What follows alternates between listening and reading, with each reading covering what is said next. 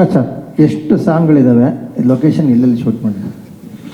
ಈಗ 4 ಇದೆ, ಇನ್ನೂ ಒಂದು ಕೊಡ್ತಾ ಇದ್ದಾರೆ ರಜನೀಶ್ ಅವರು.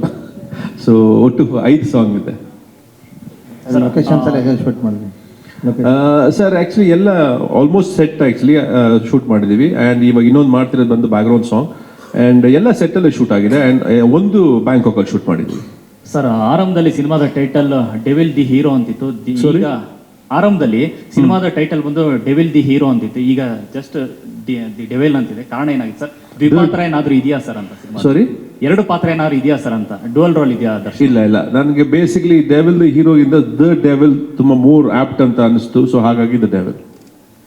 ಮತ್ತೊಂದು ಪ್ರಶ್ನೆ ಅಂತಂದ್ರೆ, ಆರಂಭದಿಂದಲೂ ನಿಮ್ಮ ಹಿಂದಿನ ಸಿನಿಮಾಗಳು ನೋಡ್ರೆ ರಾಜ್ ಕುಟುಂಬಕ್ಕೆ ಸಿನಿಮಾಗಳು ಮಾಡ್ಕೊ ಬಂದ್ರಿ. ಆ ನಂತರದಲ್ಲಿ ದರ್ಶನ್ ಸರ್ ಜೊತೆ ಅದನ್ನು ಬಿಟ್ಟು ಮಾಡಿದ್ದು ಅಂದ್ರೆ ದರ್ಶನ್ ಅವ್ರ ಜೊತೆ ಇಬ್ಬರ ನಂಟು ಹೇಗೆ, ಎಷ್ಟು ವರ್ಷದಿಂದ ಪರಿಚಯ ಅಂತ ನಿಮಗೆ?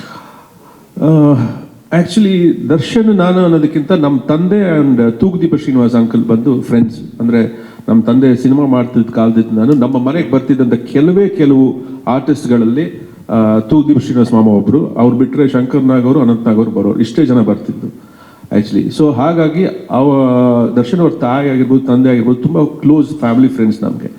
So it is a long journey. I have known it for a very long time. Sir, Saroja ಈ ಸಂಜೆ ನ್ಯೂಸ್ ಪೇಪರ್ ಡೆವಿಲ್ದು ಅದು ಚೇರ್ ನೋಡಿದಾಗ, ಈಗ ಚೇರ್ ಕೂಡ ಒರೈನ್ ಮ್ಯಾಲಲ್ಲಿ ಇಟ್ಟಿದ್ದೀರಾ, ಆ ಚೇರ್ ನೋಡಿದಾಗ ನಮಗೆ ರಾಕ್ಷಸರು ಕೂತ್ಕೊಳ್ಳೋ ಥರ ಫೀಲ್ ಆಗುತ್ತೆ.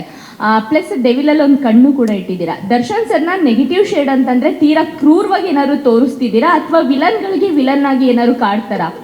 ಎಲ್ಲ 11ನೇ ತಾರೀಕು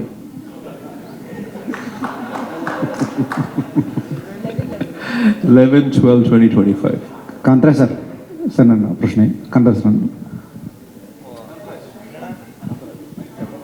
ಸರ್, ಯೂಶಲಿ ಅಂದರೆ ಕಾಟೇರ ಸಿನಿಮಾ ರಿಲೀಸ್ ಆದಾಗ ಅದಕ್ಕಿಂತ ಮುಂಚೆ ಪ್ರಮೋಷನಲ್ ಆ್ಯಕ್ಟಿವಿಟಿ ಮಾಡಬೇಕಾದ್ರೆ ಆ ಸಿನಿಮಾಗೆ ಡೈಲಾಗ್ಸ್ ಬರೆದಂತಹ ಮಾಸ್ತಿ ಅವರಿಗೆ ಸುಮಾರು ಜನ ಕಮೆಂಟ್ ಮಾಡ್ತಾ ಇರಂತೆ, ದರ್ಶನ್ ಸರ್ಗೆ ಹೇಗೆ ಡೈಲಾಗ್ ಬರೀತೀರಿ ಹೀಗೆ ಬರೀಬೇಕು, ಇದೇ ಥರದ ಸೆಲೆಬ್ರೇಷನ್ ನಾವು ಥಿಯೇಟ್ರಲ್ಲಿ ಮಾಡಬೇಕು ಅಂತ. ಈ ಥರದ ಎಕ್ಸ್ಪೀರಿಯೆನ್ಸು ಡೆವಿಲ್ ಬರೆಯೋ ಟೈಮಲ್ಲಿ, ಬರೆದಾದ ನಂತರ, ಬರೆಯೋಕ್ಕಿಂತ ಮುಂಚೆ ಈ 3 ಲೇಯರಲ್ಲಿ ಏನಾದರೂ ಅವ್ರನ್ನ ಪ್ರೀತಿಸುವಂತಹ ಒಂದಷ್ಟು ಫ್ಯಾನ್ಸು ನಿಮಗೆ ಏನಾದರೂ ಪರ್ಸ್ನಲ್ ಕಮೆಂಟ್ ಮಾಡಿ ಹೇಗಿದೆ ಡೈಲಾಗು ಅಂತ ಕೇಳಿದ್ದೇನಾದರೂ ಉಂಟಾ, ಅಥವಾ ಆ ಥರ ಎಕ್ಸ್ಪೀರಿಯನ್ಸ್ ಇದೆಯಾ?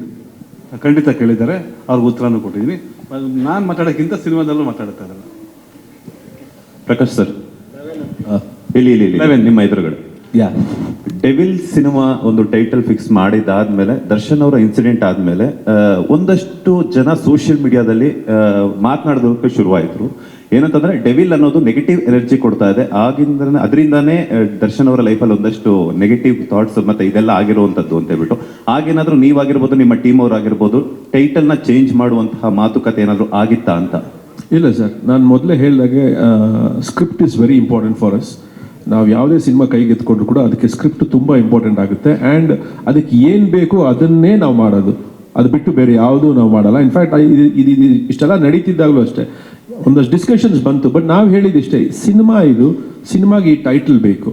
ಸೊ ಅದನ್ನು ನಾವು ತೀರಾ ಎಲ್ಲದಕ್ಕೂ ರಿಯಾಕ್ಟ್ ಮಾಡೋಕ್ಕೆ ಶುರು ಮಾಡಿಬಿಟ್ರೆ ನಮಗೆ ಕೆಲಸ ಮಾಡೋದು ಕಷ್ಟ ಆಗ್ಬಿಡುತ್ತೆ. ಸೊ ಹಾಗಾಗಿ we just stuck to our guns.